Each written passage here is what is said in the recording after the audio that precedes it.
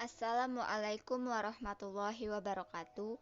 Kami kelompok 10 yang beranggotakan Syifa Fijri Ar-Rofilah, Dewi Sarifatul Hikmah, dan Eka Rohmawati akan mempresentasikan administrasi pendidikan tentang persuratan dan kearsipan di dalam lingkup sekolah.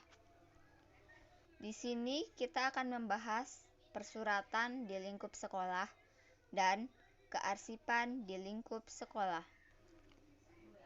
Persuratan di lingkup sekolah. Pengertian surat.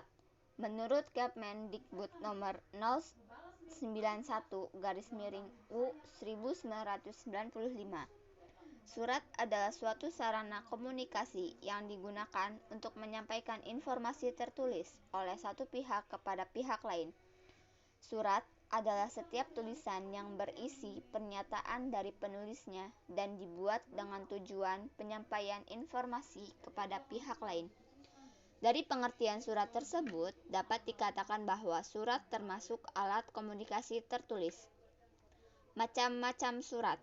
Menurut Syahril dan Asmidir Ilyas tahun 2009, 200-202, macam-macam surat ada 15, yaitu 1. Surat dinas. 2. Nota dinas. 3. Memo. Surat pengantar, penjelasan singkat tentang surat, dokumen, dan atau barang, bahan lain yang dikirimkan. Surat kawat atau telegram. Surat keputusan. Surat edaran. Surat undangan. Surat tugas. Surat kuasa. Surat pengumuman. Surat pernyataan. Surat keterangan, berita acara. Langkah-langkah menyusun surat. Langkah-langkah menyusun surat yaitu sebagai berikut. 1.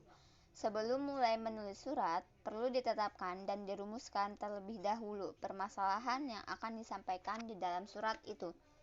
2. Permasalahan itu disusun menurut urutan yang telah ditetapkan. Kemudian diuraikan secara sistematis melalui kalimat demi kalimat. 3. Kalau diperlukan, uraian itu dapat dilengkapi dengan sejumlah data yang relevan. 4.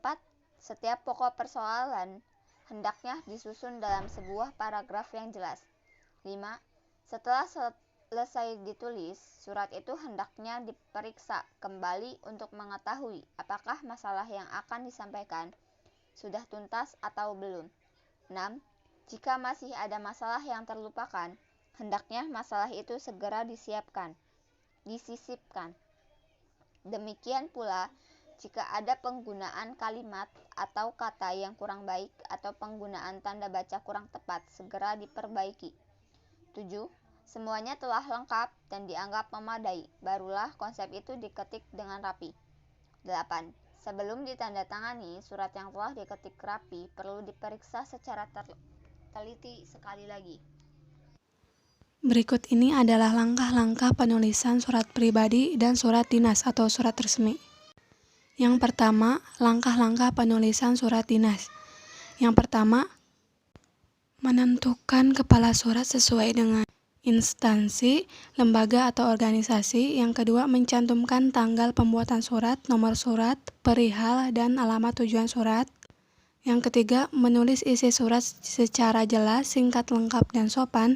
Yang keempat, mencantumkan identitas lengkap pengirim surat pada bagian akhir. Yang kelima, menggunakan ragam bahasa baku. Dan yang keenam, menggunakan ejaan dan tanda baca yang tepat. Di sini ada beberapa syarat dan kaidah yang harus dipenuhi dalam membuat surat dinas.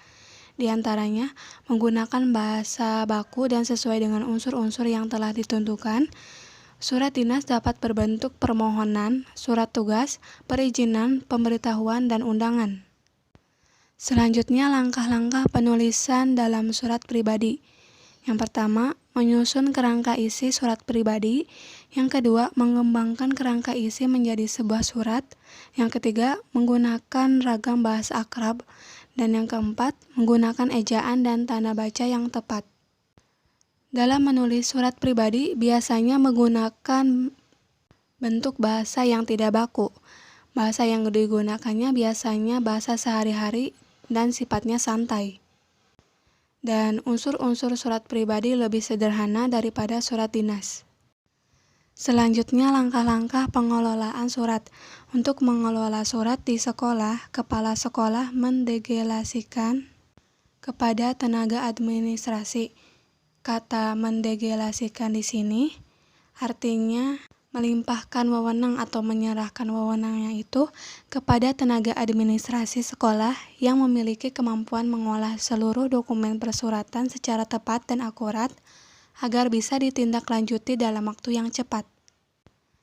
Dalam pengelolaan persuratan melibatkan beberapa unsur, di antaranya yang pertama, penerima surat atau pengirim surat adalah petugas yang menerima surat masuk atau mengirim surat keluar. Yang kedua, pengarah surat adalah pimpinan satuan kerja yang menangani surat menyurat dan kearsipan atau petugas yang ditunjuk untuk mengarahkan surat sesuai dengan masalahnya.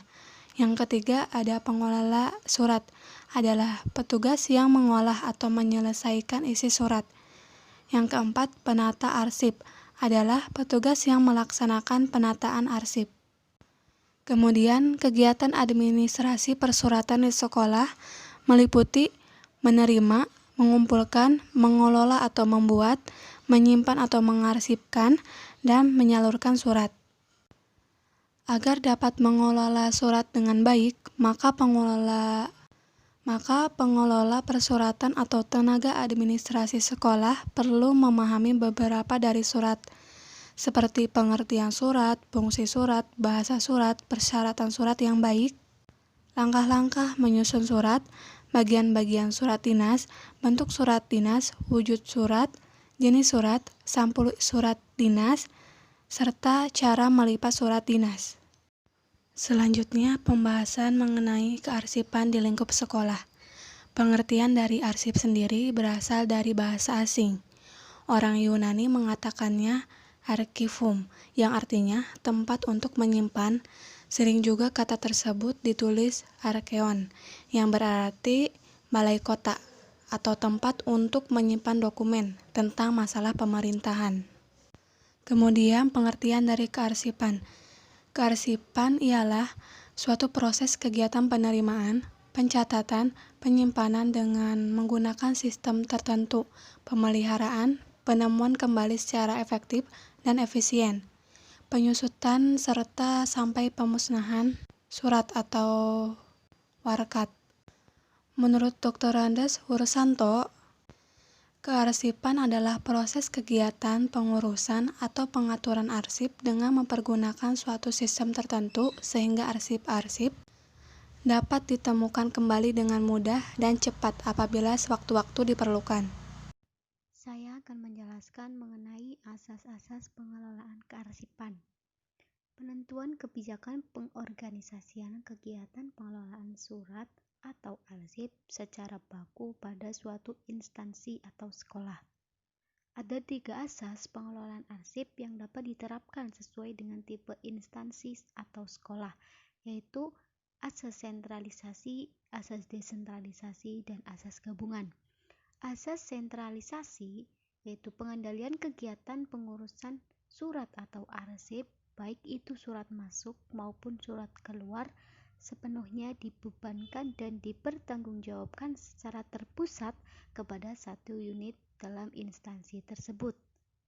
Yang kedua, asas desentralisasi. Pengendalian dari kegiatan pengelolaan arsip sepenuhnya dilaksanakan oleh masing-masing unit kerja. Dan yang terakhir yaitu asas gabungan. Pengendalian kegiatan pengurusan surat dapat dilakukan pada masing-masing unit kerja, namun pengendaliannya dilakukan secara terpusat. Selanjutnya yaitu sistem penataan arsip. Ada 5 sistem penataan arsip, yaitu yang pertama berdasarkan masalah. Sistem subjek merupakan suatu sistem penyimpanan arsip berdasarkan masalah, di mana surat-surat dikelompokkan ke dalam daftar indeks untuk ditentukan masalah-masalah yang pada umumnya terjadi. Yang kedua, berdasarkan abjad. Pada sistem penyimpanan arsip ini merupakan salah satu sistem penataan berkas yang menggunakan metode penyusunan berdasarkan abjad secara berurutan, dari A sampai dengan Z, dengan berpedoman pada peraturan mengindeks. Yang ketiga, berdasarkan sistem penyimpanan arsip ini merupakan salah satu sistem penyimpan berkas berdasarkan urutan tanggal, bulan, dan tahun, di mana pada umumnya tanggal dijadikan pedoman termasuk diperhatikan dari datangnya surat. Kemudian arsip atau file disusun berdasarkan waktu dengan frekuensi tertentu. Misalnya harian, mingguan, atau bulanan, bahkan per tahun berdasarkan periode. Yang keempat yaitu berdasarkan nomor. Sistem penyimpanan arsip ini merupakan sistem penyimpanan WordCat yang berdasarkan kode nomor sebagai pengganti dari nama orang atau badan, yang disebut juga indirect filing system, karena penentuan nomor yang akan digunakan memerlukan pengelompokan masalahnya terlebih dahulu. Yang kelima, berdasarkan wilayah.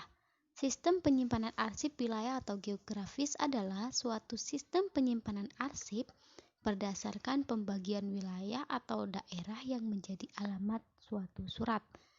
Surat disimpan dan ditemukan kembali menurut kelompok atau tempat penyimpanan berdasarkan geografi atau wilayah atau kota dari surat berasal dan tujuan surat dikirim. Dalam penyimpanannya, menurut sistem ini harus dibantu dengan sistem abjad atau sistem tanggal. Sama halnya dengan subjek atau nomor, susunan guide dan foldernya diatur menurut tingkat.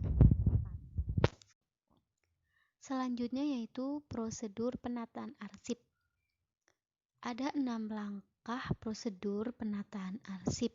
Yang pertama, meneliti arsip yang akan disimpan. Yang kedua, mengelompokkan arsip. Yang ketiga, meneliti kesesuaian lampiran. Yang keempat, mengklasifikasikan arsip. Yang kelima, mengindeks arsip dengan cara memberi ciri khas atau tanda suatu arsip. Dan yang terakhir yaitu menyusun arsip sesuai dengan sistem penyimpanan menurut pola. Demikian presentasi dari kelompok kami, kurang lebihnya mohon maaf. Wassalamualaikum warahmatullahi wabarakatuh.